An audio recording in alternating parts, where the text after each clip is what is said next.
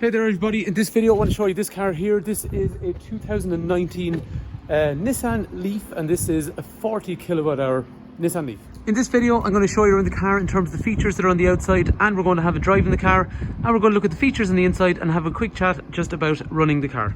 If there's anything you want to know about the car and you're in Ireland and you're thinking about buying the car, 086 843 1945, call, text, WhatsApp.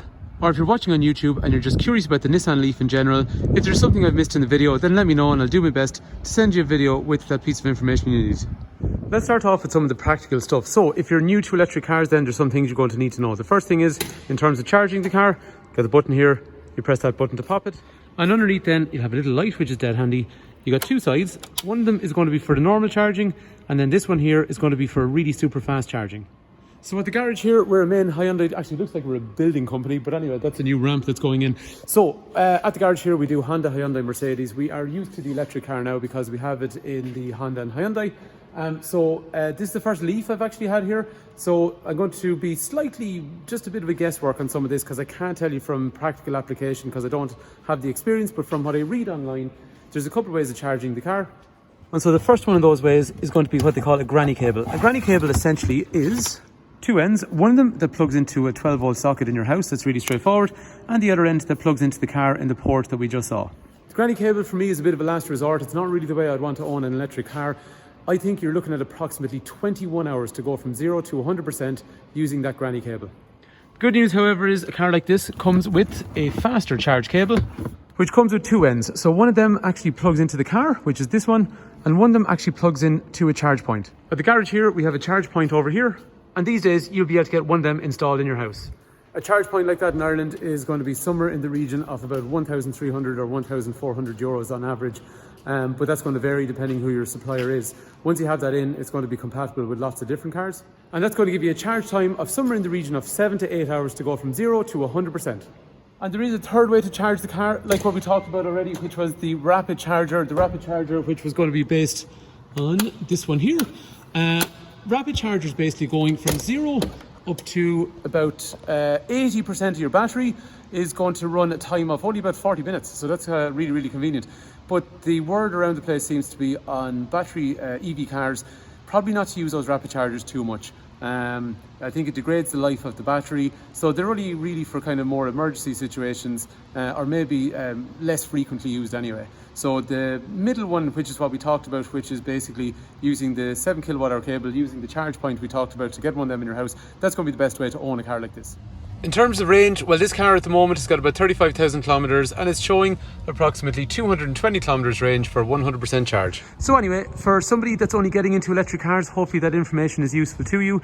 If you're familiar with electric cars already and you're just more curious about this particular car, then sorry about that. I know some of it might be obvious information to you, but it's always useful to put it out there. Anyway, let's have a walk around the rest of the car and see what else we see that's going to be nice. Look at the front. See the way it's blue behind a kind of perspex finish. It's really, really eye-catching. It's something you just don't notice immediately till you get close to it. I think the grille is pretty cool looking the way it is. Front fog lights are standard down through here. It's got parking sensors, and up along here it's got a really nice big daytime running light with an indicator and a full headlight and a dipped headlight in through here. The wheels in this car then are a 17-inch alloy wheel, and they're a nice diamond cut finish. What I mean by diamond cut obviously is they have that nice shiny reflective finish, so it looks really well when artificial light or the sun shines on the wheels as they turn. A couple of neat features actually. The roof is black and the mirror caps are black, and you see that kind of contrast then just matches what's on the front of this car. The colour in this car is a 3-stage pearl, so it's a really nice white, but the little bits of black all the way around the car as well. They just make it a nice finish. And that black theme actually continues around to the rear of the car. If we have a look, it's got a big black spoiler, and look at the way it actually comes all the way down the window. Small little bits of detail. I'm sure they're useful for aerodynamics, but they look really cool as well. And I quite like that black section along through here on the rear boot lid as well. It just looks really sporty. And speaking of that, if you look down here, along the bottom, there's a nice diffuser along the back of the car, which again gives the rear end of the car a nice kind of sporty finish. And it's got this little blue section along here. Again, that's just probably to signify the fact that it is a zero emissions vehicle. Because when you look at the Nissan badge, it has that blue section in through there, which is probably just a sign of its zero emissions theme. The taillights in the car are pretty funky looking as well, and they're probably nice at night time when you're driving behind the car too. As we said, on this model, there's parking sensors on the front and there's parking sensors on the rear of the car too. And the boot in the car actually is surprisingly deep, considering this is an electric car, because sometimes batteries can take up those areas. So we have our charge points either side, or sorry, charge cables. What I'd recommend is probably take out the granny cable. If you're somebody that's going to use a granny cable regularly, obviously leave it in. For a lot of people, they probably won't, so I'd take that out, and I'd probably leave it at home unless you're going somewhere unpredictable, and I just leave the faster charger cable in there for times you need to use it. Starting the car, you got a push button start down here. Everything lights up, and with all electric cars then, you want this little green light over here. That lets you know that the car is ready to drive. Because there's no engine sound, you got to have another way of knowing you're ready to drive. So this little green symbol even here is pretty common to a lot of electric cars, and that's telling you that you're ready to go. And so in the next part of the video, we're going to go for a bit of a drive in the car. One thing I want to show you, just reversing through the workshop. So reverse comes locked through here. So it's a reverse camera with a 360 setup. So along here is a normal camera you'd have on pretty much any car. So reversing into the workshop, that's fine. And like we said before, I have parking sensors even as well.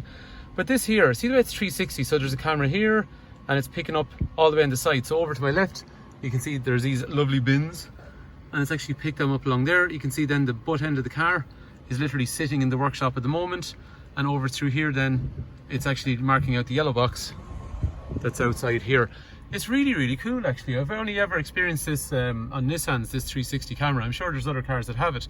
But I'm going to go into, it's not very tight, but a slightly tighter section here between the ramp on the right and the two cars on the left. So you can see the ramp there, and it lets me know if these cars over here are still well out of my way. So it's a really good camera. For anyone that's curious then, there's a little diagram up through here just to tell you what's happening up ahead with the parking sensors when you've got an object in front of you. And I got a similar radar on the rear. As you get closer to an object, it changes colour just to warn you that it's time to stop. Just while I noticed it, this rear view camera is electrochromatic, so it just means if someone drives up behind you at night time, it automatically dips itself. Before we go for a drive in the car, over here then, you got electrics for windows and for mirrors over here. And down through here then, this is for the charging time setup. This is to open up the door. Listen to this actually. So with a lot of electric cars, they actually make a noise when you're driving, but you can turn it off if you want. So this is actually just to have the noise on or off. The noise that this one makes, like a really light whistling noise, and that's really more for pedestrian safety, and you know, it kind of sounds cool as well anyway. On the steering wheel over here then, there is things like cruise control, which is adaptive, which means it'll follow the car in front. This is just voice activation for Bluetooth. After that then, this is a speed limiter function as well. And the car also has a speed sign recognition function up through here. So the time is here, speed sign recognition to tell you exactly what zone you're in, and then beside that then there is the temperature outside. When you turn off the car, you can see what way the charging time is set up, so you can schedule your charging if needs be. And these clocks are pretty nice and straightforward. I like the way they are pretty plain and simple. I've got my speed over here, and then anything I want to manipulate is up through here. One other point to note is that's a blind spot indicator. So when you're driving along and someone gets into your blind spot where you can't see it, that's actually going to put a little light up there to warn you not to change lane, just in case you're about to move across in front of a very close object. Just before we do get going, actually I want to show you the trip information that we said was pretty simple and straightforward. So I can toggle between these menus. So what's in here? General information. There is some of the safety stuff. And there's a button over here, which I'm assuming is to turn on or off all the safety items in one go, or I can move up and down through here and manipulate whichever ones I want on or off myself. Which are things like the blind spot we talked about, lane departure warning as well, which warns you if you're drifting out of lane, and forward collision avoidance. After that then, there's a consumption meter in through here. There is basic sat-nav information, there's audio information in through there, and then there's information about the battery too. The wipers in the car look to be automated, and then the lights are similarly automated as well, so they come on and off themselves at night time. In the centre then, there's a small little storage area where you'd probably put a phone or something like that. 12 volt outlet, there is a USB connector in through here. Heating controls are pretty straightforward, and you'll see them work on the screen in through here. Front and rear windscreen demisters, where you want the air to blow, air conditioning on or off, and then there's also warm and cold over through here. The centre area then has some drinks holders with some more storage, where again you'd probably place a mobile phone, and a little bit of storage inside of the armrest in here as well. The screen itself then has a navigation setup. It's got a radio setup, it's got a phone setup, general menu overall, and general navigation in through there as well. I mean, I suppose the thing about electric cars these days is they're cars. So there was a time where they were probably very much all about being electric, but the way society is moving, people are just buying these as cars now. This is how they get around, and it just happens to be electric. So in terms of the rear of the car, one thing I noticed is the rear seats feel kind of high, so it looks like you're looking down into the front. The windows are really dark, which is good if you've got young kids. So that's because it stops the sun beating in on top of them. I've got Isofix over here, I've got Isofix, I've got a headrest behind me, and all these doors here will have side impact protection beams as well, and it's got a child lock. The material on the seats is a dark grey nylon material, and there's kangaroo pockets on either side up through there as well. The beeping unfortunately would drive you round the bend. So one thing I have found on Nissans and some Japanese cars over the years, when the door is open, I don't care, I don't need it to tell me. Anyway, one little bugbear, that's all, but it's not because of the Leaf, it's just Japanese cars in general a lot of the time. Here's an interesting thing. So I was saying there's Isofix in the rear on both sides, but it actually has Isofix on the front for maybe a rearward facing child seat. That is either something I've never seen in a car or something I've never noticed, but surely I would have noticed by now. So that's kind of a pretty handy feature. Anywho, let's go for a drive in the car like I kept saying I would already. So thanks for sticking around so far. Let's go for a drive. To select the gear then, it is drive, reverse, park. And again, you'll have a corresponding symbol on the dash that'll tell you exactly what gear you're in anyway. Like most cars, you have two pedals. So one of them is an accelerator over here, which obviously goes, and then there's a brake. One thing I found on the Nissan though is they actually have this function here called an E-pedal, and essentially what I'm finding is when I'm driving along, all I have to do is just use the accelerator, and if I let off the accelerator, it actually reduces the velocity really quick. So I could get away actually with literally using one pedal for driving, go and let off just to stop. Kind of like what it's like on like a ride-on lawnmower, but in a good way, because you're not actually going from pedal to pedal. So it's quite comfortable. It's really just a nice level of comfort, and things like the brake pedal, the brake lights even will be activated when you're decelerating, and even when you come to a stop, it'll actually hold the car as well. So I suppose it just reduces driver fatigue. It's really comfortable. Like a lot of modern cars then, it'll also have an eco mode, and once that eco mode is activated, it'll just start to reduce the level of initial power that the car has, and it also increases some of the regenerative braking. Regenerative braking, basically when we're actually letting off the accelerator, and this actually relates to the E-pedal we talked about as well. When we let off the accelerator, the car starts to slow down. There is some energy basically from the friction of slowing the car down. What it does is it harvests that energy and actually puts it back up into the battery to help regenerate the battery.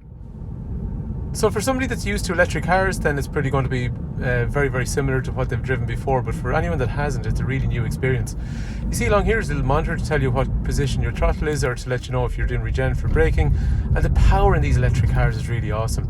This car has about 150 horsepower, gets up to 0 to 100 kilometers an hour in approximately 7.6 seconds, but it's the rate, it's when you put your foot down on electric cars, there's such an immediate response.